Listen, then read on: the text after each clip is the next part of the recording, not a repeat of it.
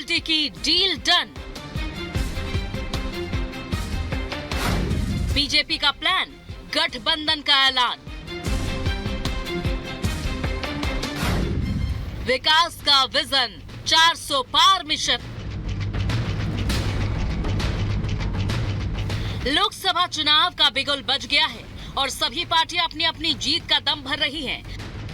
हालांकि एक ओर जहां इंडी गठबंधन के साथ ही एक एक करके अलग होते जा रहे हैं, तो वहीं दूसरी ओर एनडीए का कुनबा लगातार मजबूत हो रहा है। और अब इस कुनबे में राष्ट्रीय लोक दल के शामिल होने पर भी मुहर लग चुकी है। आगामी लोकसभा चुनाव के लिए बीजेपी और आरएलडी के बीच अलायंस का फॉर्मूला तय हो गया है। जयंत चौधरी ने शनिवार को केंद्रीय गृह मंत्री अमित शाह के दिल्ली आवास पर जाकर उनसे मुलाकात की। इस दौरान बीजेपी के राष्ट्रीय अध्यक्ष जेपी नड्डा भी चर्चा में शामिल रहे। खबरों की माने तो बीजेपी और आरएलडी में सीटों को लेकर समझौता हो गया है। बीजेपी ने यूपी की बागपत सीट आरएलडी को दी, साथ ही बिजनौर सीट भी आरएलडी के खाते में गई।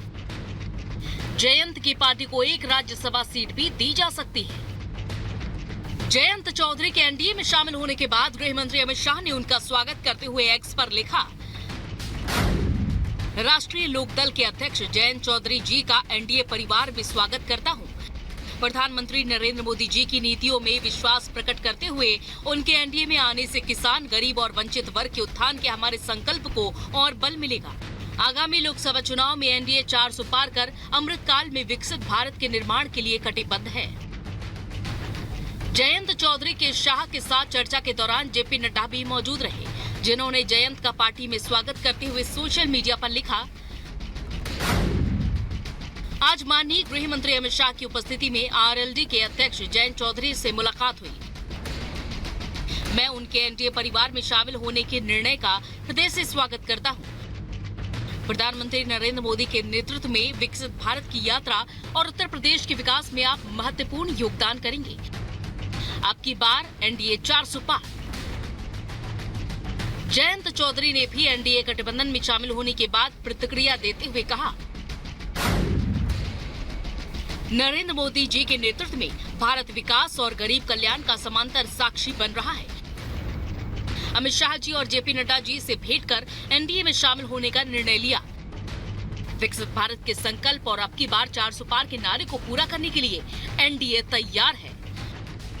दरअसल बीजेपी ने लोकसभा चुनाव के लिए अपने 195 उम्मीदवार की घोषणा कर दी है, जिनमें उत्तर प्रदेश की 80 में से 51 सीटों पर प्रत्याशियों का ऐलान किया गया है। बीजेपी ने बागपत और बिजनौर सीट से कोई उम्मीदवार नहीं उतारा है, लिहाजा ये तय माना जा रहा है कि बागपत और बिजनौर सीट आरएलडी के खाते में ही गई है, जबकि घोसी सीट ओम प्रकाश राजभर की सुभासपा के पास गई है।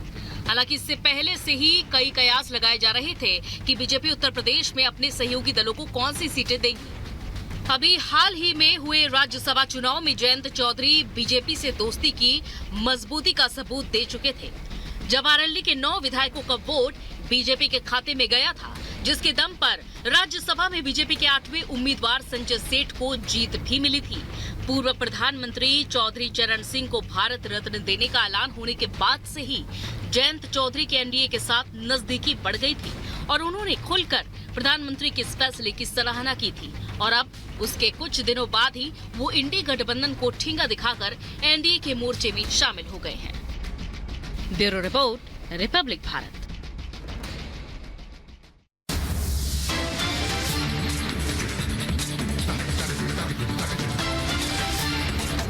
ब्रेक के उस पार बीजेपी की पहली लिस्ट मिशन 370 का आगाज हुआ। आप देखते रहिए रिपब्लिक भारत। के नीचे दबने से 3 लोगों की मौत हो गई, 2 लोग गंभीर रूप से घायल। हरियाणा के पलवल से हत्या के 2 आरोपियों की गिरफ्तारी। गोली मारकर मामा के लड़के की हत्या, पुलिस ने 24 घंटे में गिरफ्तार किया। बिहार के सीतामढ़ी में नाबालिग लड़की से दुष्कर्म का मामला, नौकरी का लालच देकर युवक ने दुष्कर्म को अंजाम दिया।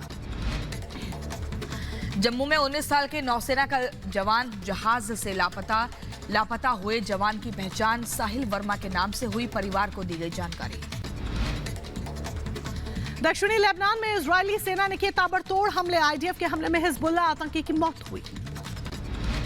दक्षिण गाजा के राफा में इजरायल का ताबड़तोड़ हमला। हवाई हमले में कई लोगों की मौत हुई, करीब 50 लोग घायल हुए। अमेरिका ने हवाई मार्ग से गाजा में पहुंचाई मानवीय सहायता। दक्षिण पश्चिम गाजा में अमेरिकी वायुसेना के विमान से खाने के पैकेट्स गिराए गए। अमेरिका के पनामा में प्रवासियों के एक समूह की सीमा पुलिस से झड़प के दौरान कई नागरिक वाहनों को नुकसान पहुंचाया गया।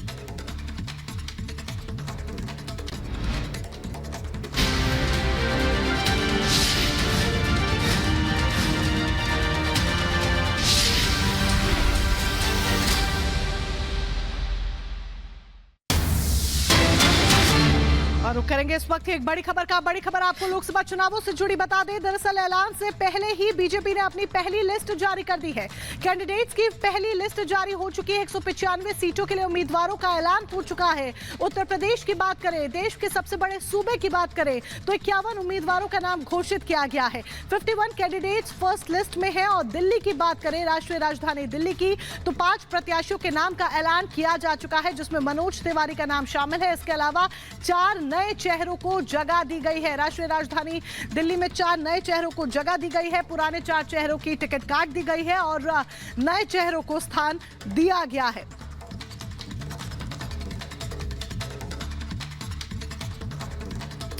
लोकसभा चुनाव के लिए पहली जो लिस्ट है वो जारी हो चुकी है और इसी में प्रधानमंत्री नरेंद्र मोदी एक बार फिर से वाराणसी में जीत की हैट्रिक लगाने के लिए मैदान में उतरेंगे, तो वहीं अमित शाह गांधीनगर से चुनाव लड़ेंगे। आपको पूरी खबर इस रिपोर्ट के जरिए दिखाते हैं।